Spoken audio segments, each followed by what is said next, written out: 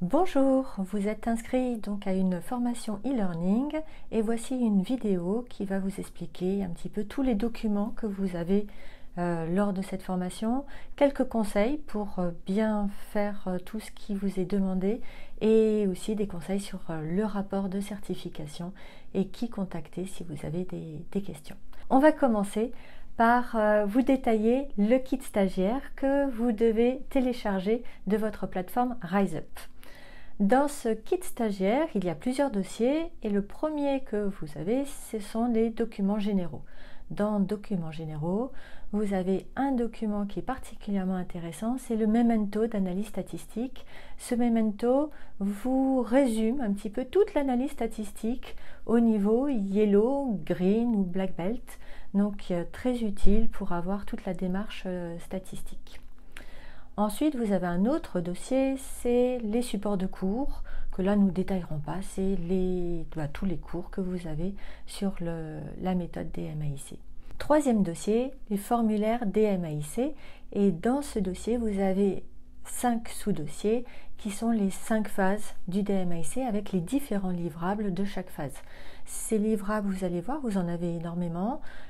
Tous ne sont pas à remplir, vous n'avez à remplir que les quelques livrables que l'on vous demande pour la phase lors de votre rapport de certification et qui correspondent à votre grade Yellow, Green ou Black Belt.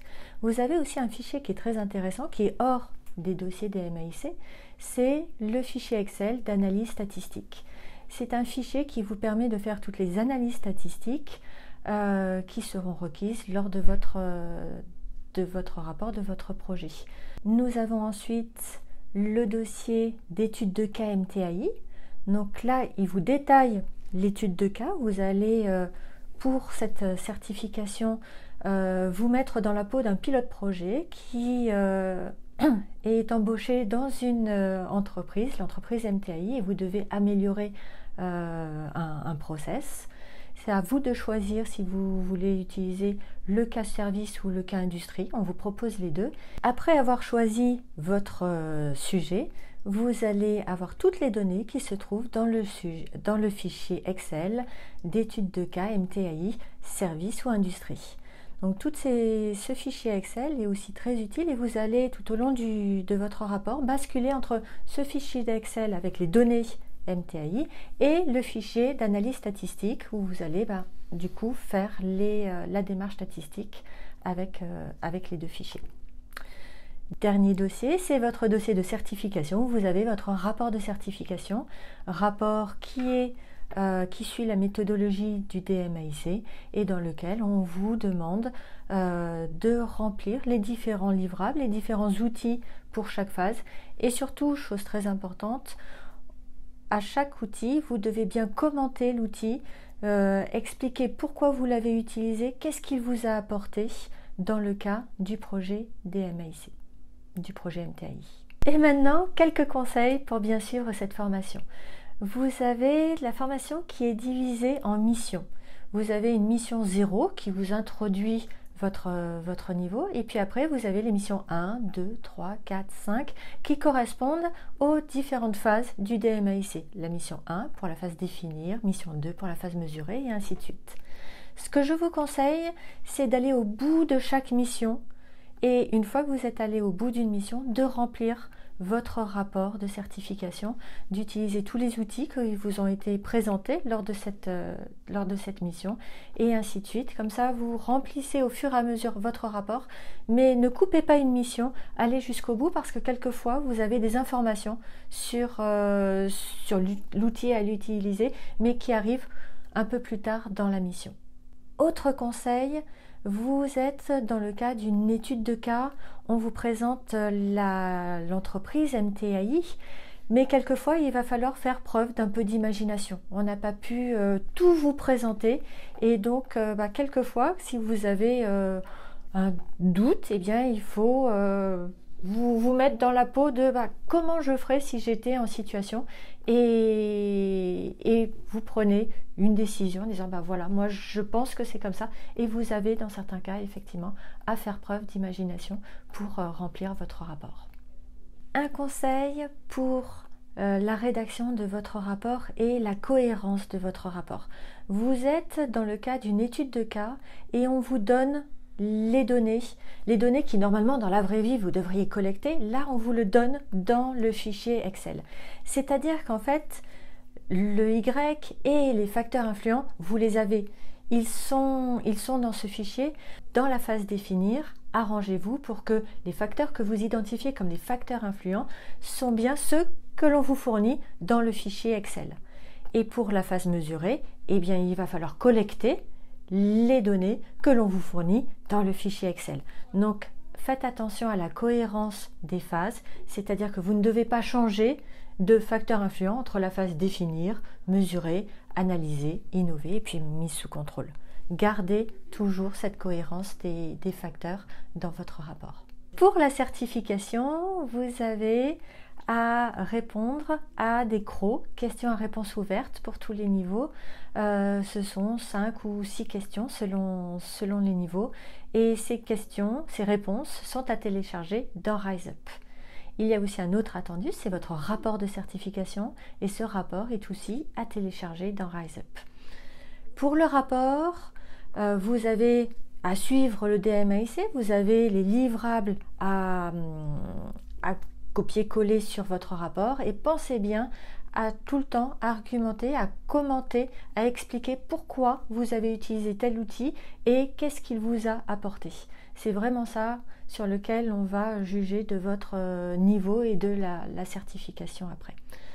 Une fois que votre rapport est téléchargé, on met à peu près une semaine à le regarder et le valider. S'il manque des choses, vous avez un retour vous expliquant qu'est-ce qu'il manque dans votre rapport. Ça s'appelle réouvrir la question et dans ce cas-là, eh bien, vous avez à rajouter les compléments qui vous sont demandés. Une fois que votre rapport est validé, il va passer par un jury de certification. Ce n'est pas votre tuteur qui vous certifie, mais c'est un jury qui est indépendant, qui vous délivre la certification. Donc ce jury, ça se passe le lundi, il y a un roulement, vous avez donc au mieux vous passez dans la semaine, sinon c'est sous 15 jours, vous passez ce jury de certification. À la suite de quoi, s'il estime que vous méritez cette certification, vous recevez un mail de ProCertif. Alors faites attention, regardez bien vos spams parce que quelquefois le mail passe dans les spams. Ce mail de ProCertif vous donne accès à un coffre-fort personnel avec votre certification. Ça, c'est vous recevez la certification du niveau sur lequel vous vous êtes engagé, c'est-à-dire que si vous êtes sur un parcours complet Green Belt, lorsque vous passez le niveau Yellow Belt, vous ne recevez pas de certification, vous n'allez avoir la certification que pour le niveau Green Belt.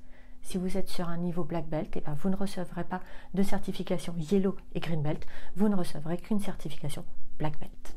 Pour ceux qui font un parcours complet, vous avez un niveau White Belt. Dans ce parcours, vous avez une introduction à la méthodologie, mais il ne donne pas lieu à un rapport et ni à une certification. Il n'y a pas de livrable à charger sur RiseUp. C'est une introduction à la méthodologie et aux différents outils. Si vous avez des questions, eh bien, selon le type de questions, vous avez différents interlocuteurs. Pour tout ce qui est question d'accès à RiseUp, au kit stagiaire, tout ce qui est aussi prolongation de vos droits, vous pouvez contacter le support e-learning par mail. Si vous avez des questions sur la méthodologie, vous pouvez contacter votre tuteur. Alors, deux solutions, soit ce qui est à privilégier, ce sont les classes virtuelles qui sont proposées le lundi. Vous recevez un mail de la semaine d'avant et vous pouvez vous inscrire, vous pouvez poser des questions et comme ça, à l'avance, votre tuteur pourra voir ces questions et organiser la classe virtuelle pour répondre au mieux à vos questions. Je vous conseille, même si vous n'avez pas de questions, de participer à ces classes virtuelles parce qu'elles sont souvent très riches. Il y a des échanges aussi entre les différents e-learners et vous aurez toujours quelque chose à apprendre lors de ces classes. Si vous ne pouvez pas attendre le lundi, si vous n'avez pas la possibilité de participer à cette classe, eh bien vous pouvez contacter votre tuteur par mail. Et sachant que les tuteurs sont souvent chez les clients la journée, il vous répondra certainement dans la soirée ou le plus rapidement possible. Si pour une raison quelconque vous avez des soucis de santé ou vous changez de travail et que vous ne pouvez pas maintenir le timing prévu de la formation, surtout n'attendez pas la fin pour vous manifester, mais contactez votre conseiller ou le support e-learning pour voir comment réorganiser l'agenda et que cette formation se passe au mieux.